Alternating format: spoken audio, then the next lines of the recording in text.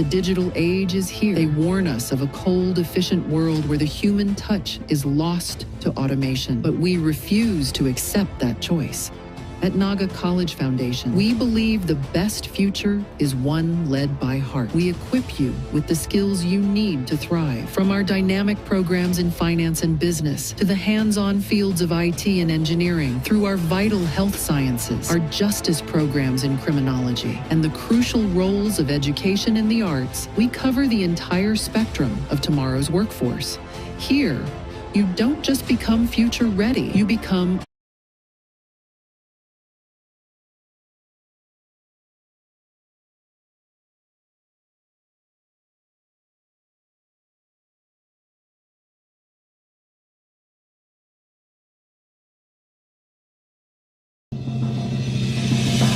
Magkaibahan mo dyan sa custodial facility kang Pasado alauna immediately pagkaabot ng sinabi niya walang exception sa investigation.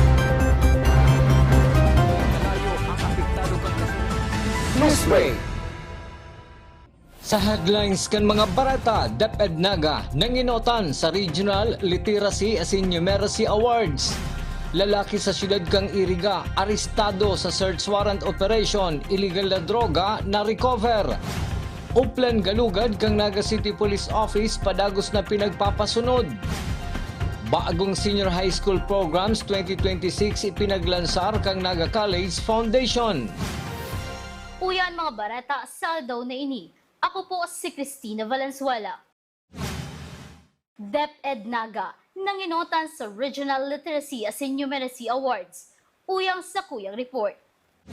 Naghakot ning awards ang Department of Education, Naga City Division kang nakalis na Lunes, April 7 sa ginibong Regional Management Committee meeting.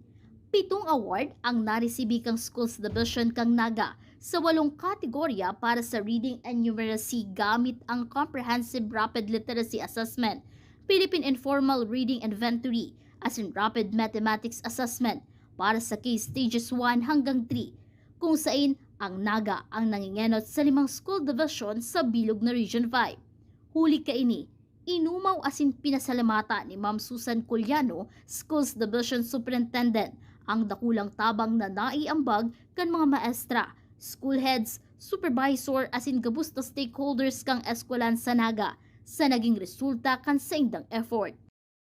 Tinataanan meaning dakulang, pagsaludo, and recognition, affirmation ang mga efforts ng teachers, saka mga school heads, tapos yung mga supervisors, collective nga siya, and tabang ka mga stakeholders. Sa Regional Management Committee meeting ni, second regular yon sa region, na-surprise kami na may awarding ceremony kaya itong mga nag-top 5 sa mga categories, binilang mi 8. Kasi 8 siya dahil may award sa first 5 or top 5 sa Key Stage 1. Ibig sabihin, grades 1, 2, and 3 yan. Key Stage 1 yan. Pag-abot sa Rapid Literacy Assessment, Comprehensive Rapid Literacy Assessment. So, reading and comprehension siya. Grades 1 to 3, tapos grades 4, 5, and 6. PhilIRI naman siya, Philippine Informal Reading Inventory. Tapos igwa din ng PhilIRI sa high school, grade 7 to 10. Saka itong Rapid Mathematics Assessment. Literacy and Numeracy baga siya. Ano po. So, binilang may 8 awards. Saro lang ang dahil nasambit sinaga sa top 5. I think Key Stage 3 Filipino.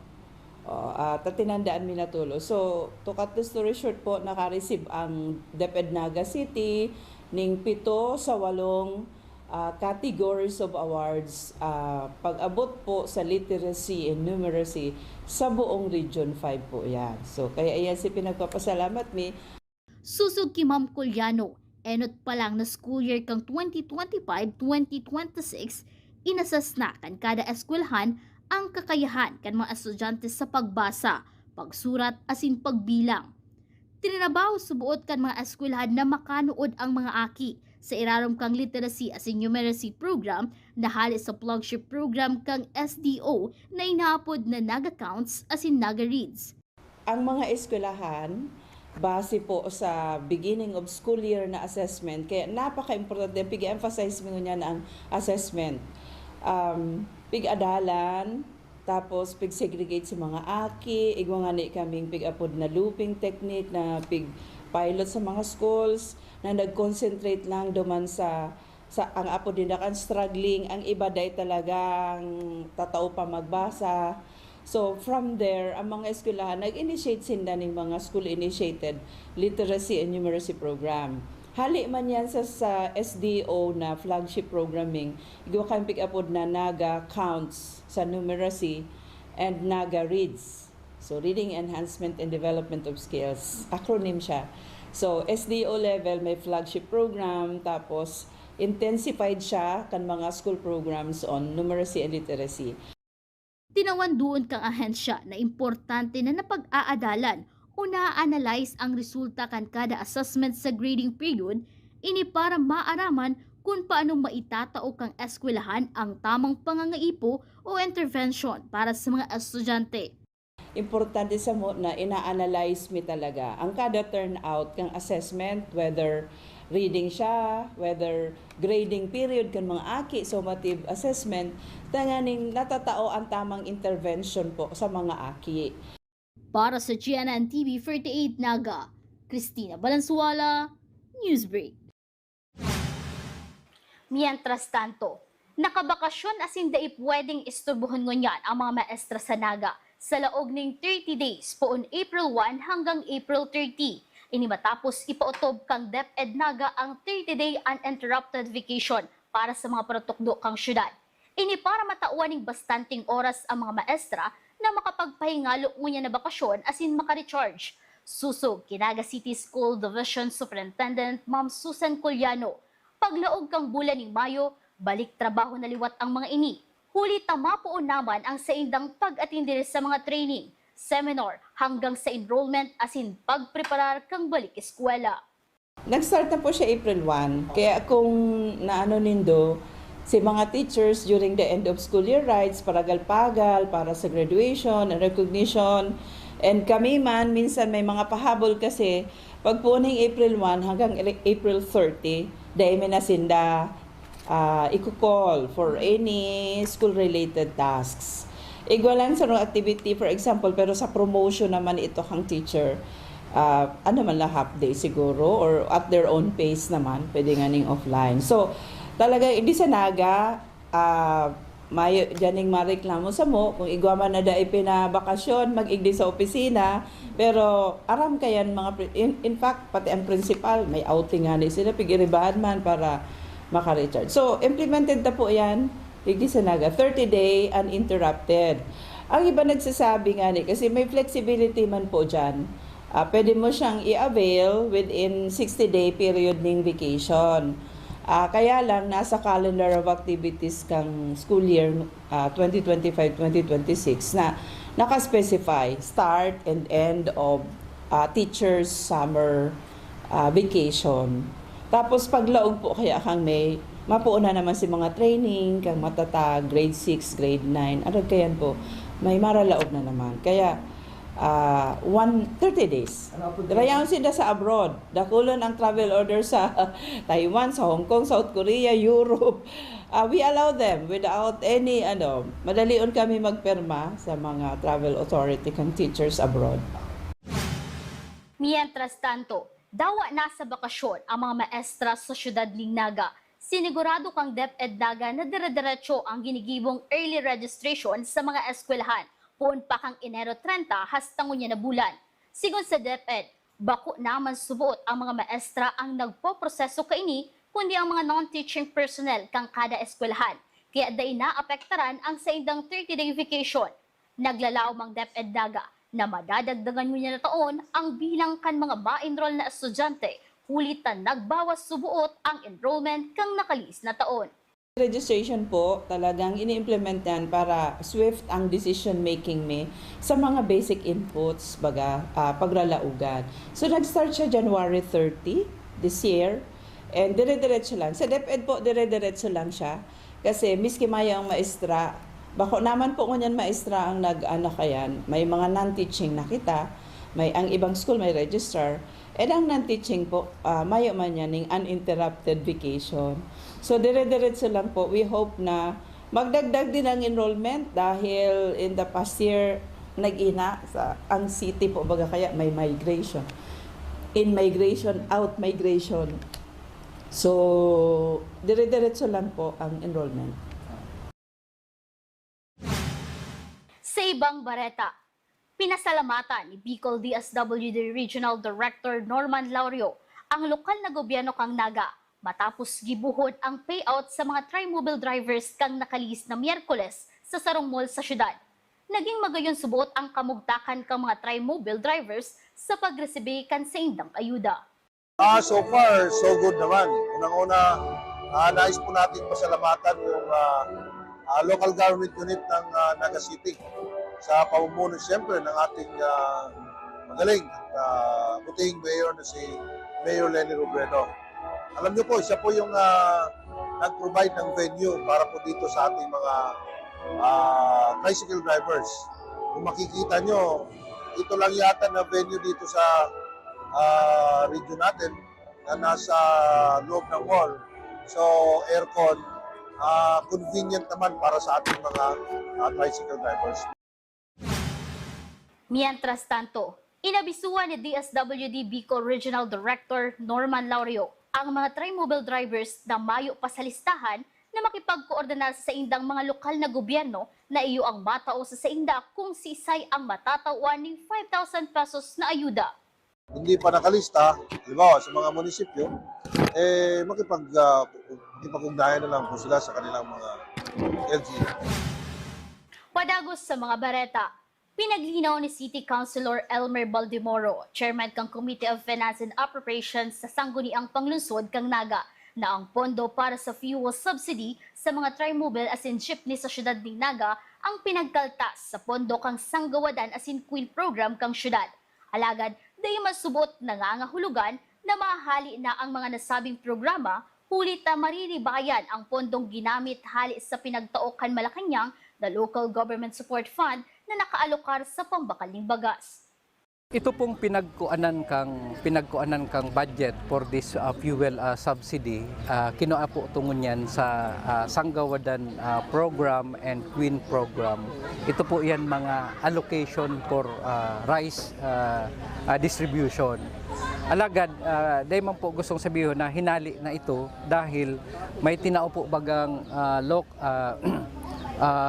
suporta ang national government through itong local itong LGSF, Local Government Support Fund, na nagkakantidad ng 32 million intended po sa pagbakal ng mga bagas for distribution.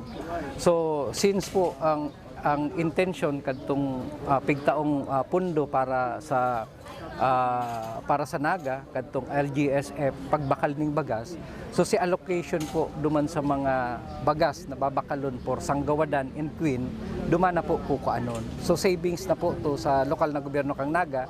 So yun na po itong pig appropriate kang Sangguniang Panglungsod para duman sa pagtaon ng fuel assistance. Yun po sir, sa tricycle sa jeep. Po, yun na po itong 5 million para sa tri-mobile. Ito pong 2,000 each for 2,500 tricycle, and also ini pong nasa 4 million plus para sa jeepney na itatao pong fuel subsidy na 500 pesos, good for 30 days na gigibuhon pong on initial implementation. Oplan Galugad kang Naga City Police Office, ipinapaagi mo na sa pagsitar asin warning. Uyang sa kuyang report.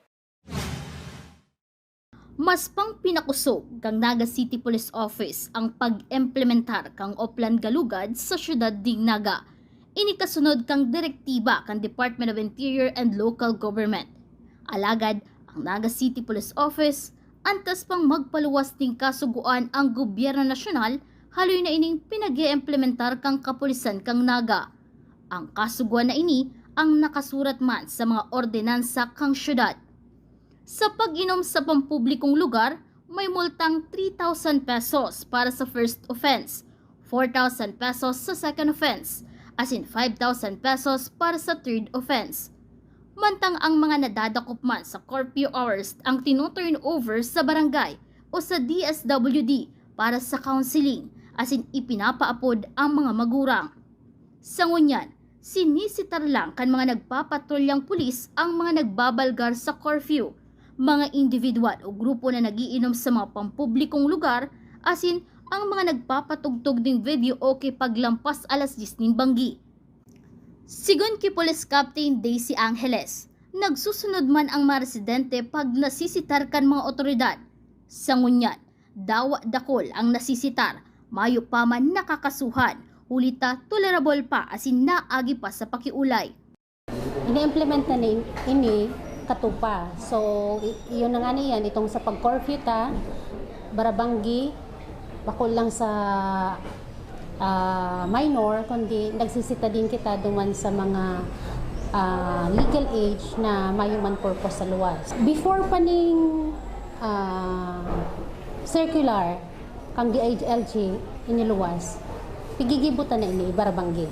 Also itong pag-prohibit ta sa mga nagiinom duman sa mga public places.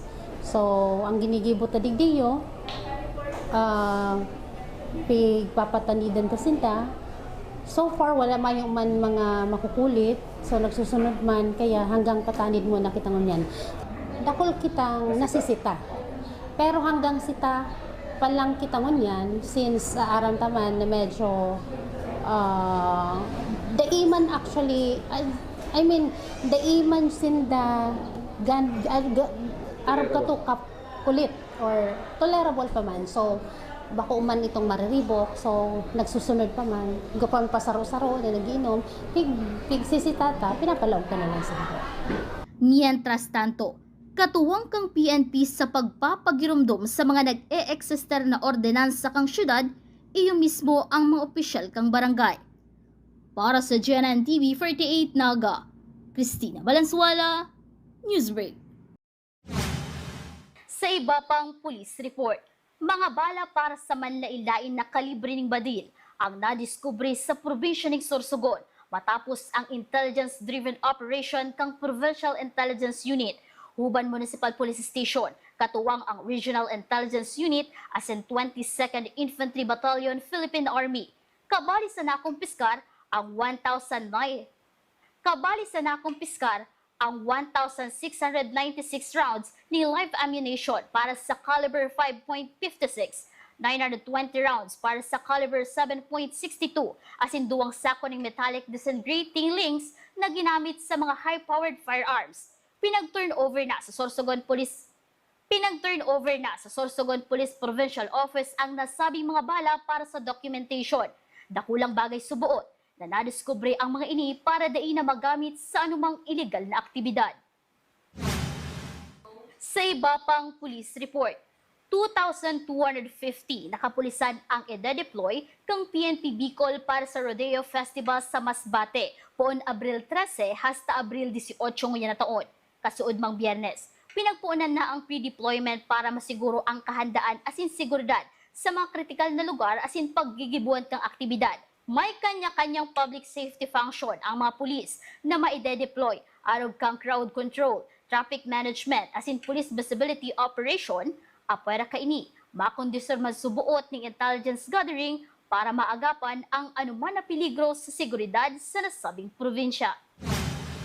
Padagos sa mga bareta, sa search warrant operation kasuod mang Biyernes, naaresto ang 40 years old na street-level individual sa barangay Santa Teresita, Syudad ng Iriga.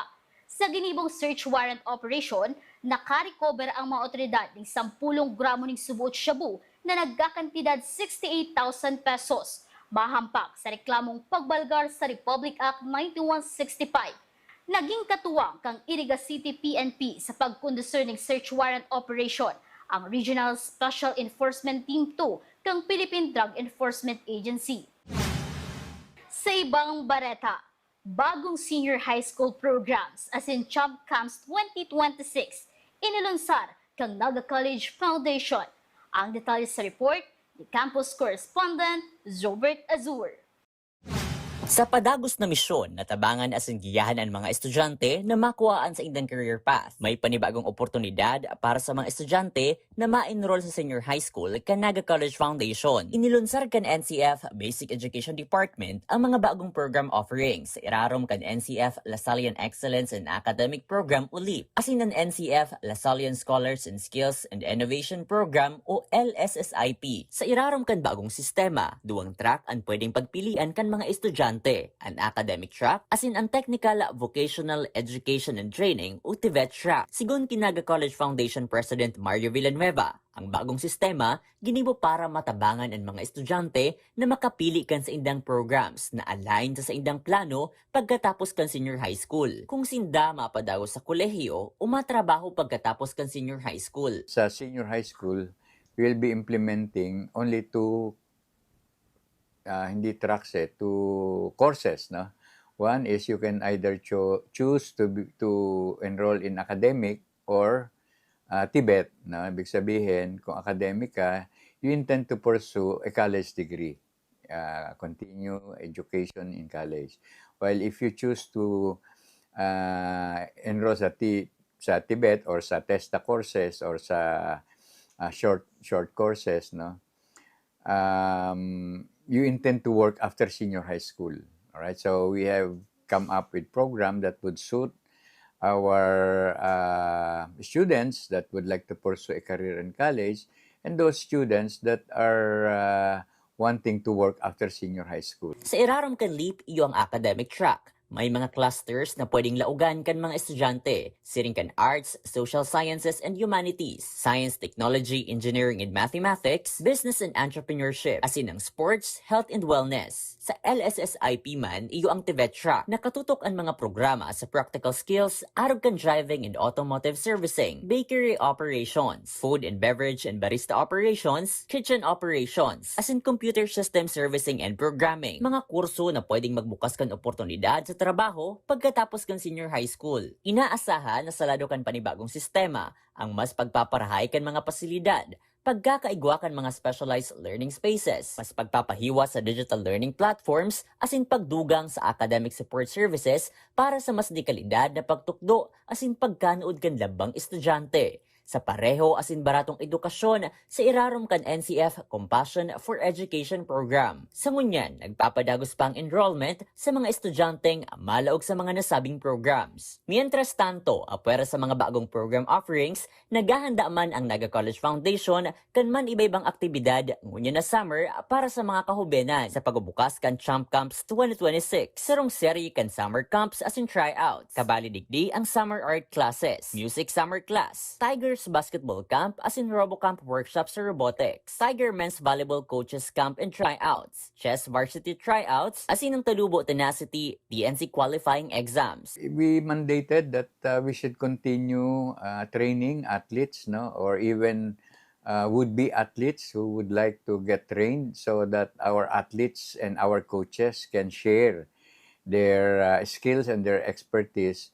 to would-be students who would like to be an athlete or at least someone who would be good on certain games. Kaya merong basketball camp, merong volleyball camp, merong athletics, etc. No? So we are encouraging for each sports event to come up with camp that would invite development from other schools, no, or other communities. Ang mga aktibidad na siya rin kaini, obhetong i-develop ang mga talento, madiskubre ang mga kakayahan asin potensyal kan mga kahubenan sa man iba-ibang field, arog kan arte, teknolohiya asin sports. Para sa GNN TV48 Naga, Jobert Azur, Newsbreak.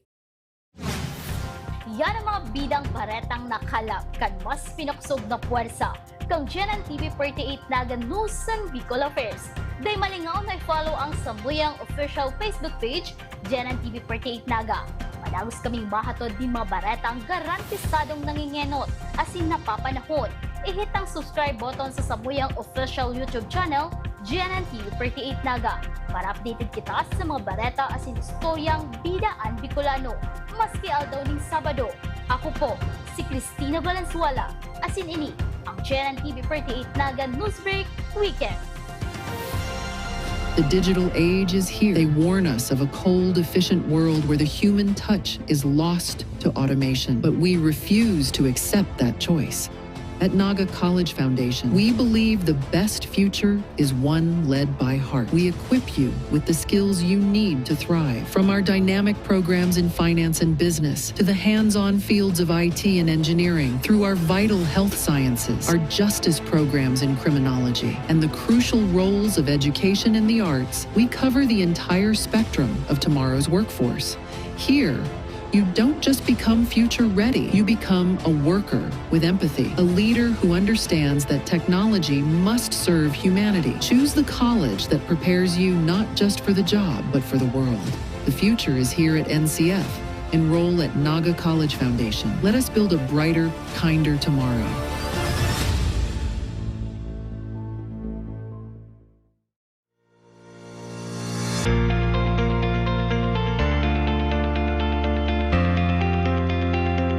Naga College Foundation has built futures through learning. Today, we carry that same purpose into a new frontier where learning goes beyond the boundaries of the classroom, with technology helping students bridge between potential and opportunity.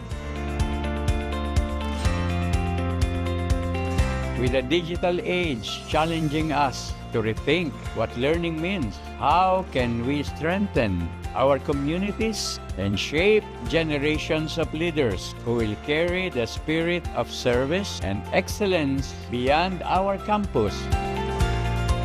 Digital transformation is not just about adapting technology for the sake of it. It's about widening the path to opportunity.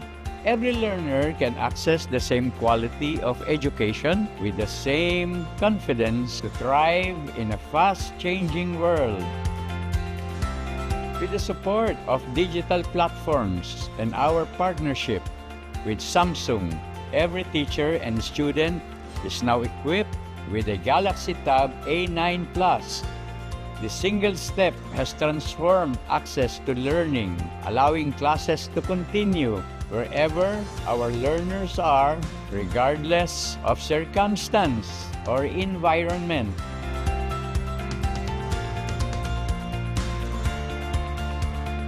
Our educators are no longer limited to traditional teaching method. They have been trained to use app and online platforms to create interactive, data-driven lessons that adapt to how each student learns best, bringing energy and relevance into every subject.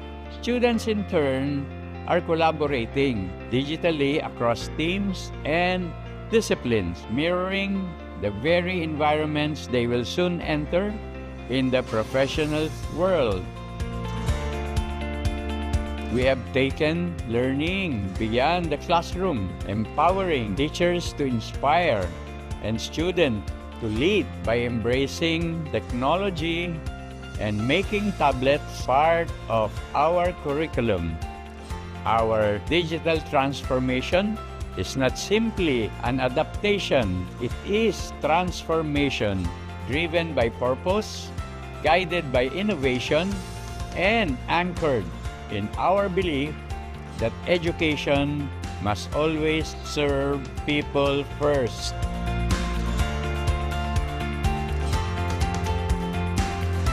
Our mission to democratize technology in education has taken a significant step forward with Samsung. By empowering every student to leap into the future, we ensure that true transformation begins where opportunity is shared by everyone, everywhere.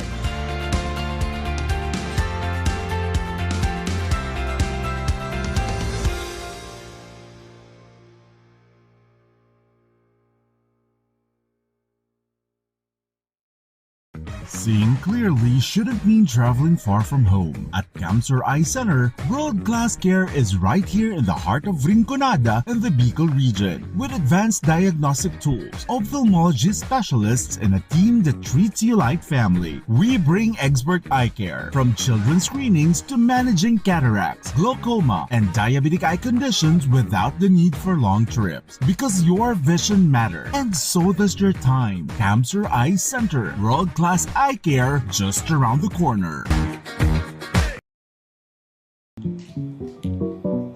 Tanga diri ko nababay na GNN TV48 Naga. Kalma! Lumipat lang ang GNN TV48 Naga sa Channel 48.1. What? Direk, ang simple lang ng solusyon dyan. Kunin ang remote, pumunta sa menu Setup o Settings, at hanapin at pindutin ang Scan at hintayin. Then, boom! Balik na si GNN sa Channel 48 mo. Para sa mga balitang nanguna at napapanahon, At sa mga programang suwak sa panlasa mo. tutok lang sa GNN TV48 Naga, Bida ang Bicolano. Ano nga ba ang go bag? Ito ay isang halimbawa ng go bag. Maring ito ay isang maging backpack, duffel bag, or sa pagkakataong ito, ang aking go bag ay isang dry bag. Ano nga ba ang laman ng aking go bag? Tubig, pagkain, at gamot. Hygiene kit. Meron pa ako ditong sabon, toothbrush, toothpaste, at shampoo. Flashlights and headlamps. Advisable na magdala po tayo ng power bank. Of course, your communication device, notebooks, and other documents. Duct tape and masking tape. Working gloves. First aid kit. At this moment po, naglagay po ako ng dalawang klaseng rope. Raincoat. Meron po ako ditong mirror. Extra batteries. Whistle.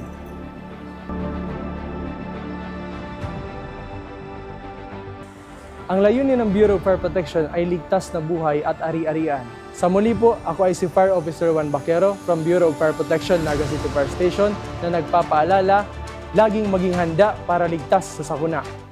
The future is a race. At Naga College Foundation, we don't just keep up. We set the pace and we change the game. College of Business and Management, where ideas grow into enterprises. College of Teacher Education, shaping minds that shape the nation. College of Health Sciences, where compassion meets innovation. College of Engineering, designing solutions that redefine tomorrow. College of Arts and Sciences, fueling creativity, culture, and connection. College of Accountancy and Finance, empowering the economy through mastering numbers and markets. College of Criminal Justice Education, protecting communities with excellence and integrity. College of Computer Studies, coding the language of the future. And with NCF micro-credential programs, you don't just wait for the future. You leap into it. Gain and demand skills fast, short, powerful, and flexible. Designed to fit your life and fuel your career. 8 colleges, endless possibilities, and micro-credentials to keep you ahead of the game.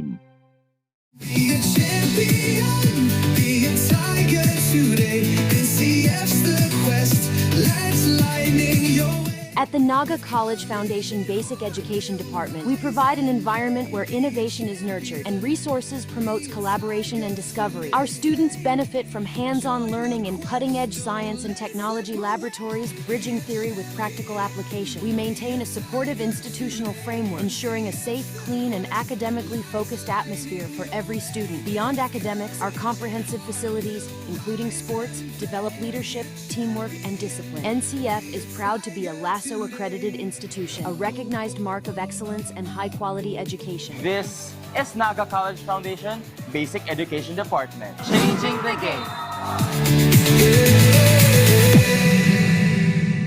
At NCF, we're all about that holistic grind. Hands-on training, real-world experience, and affordable education that gets you industry ready. Shoot to edit, dito from concept to screenwriting. From shooting to editing to actual broadcasting, NCF was the first and the only school that has its own operational television and radio stations. No boring stuff, just real skills for the real world. Jika na ba? Be a tiger today.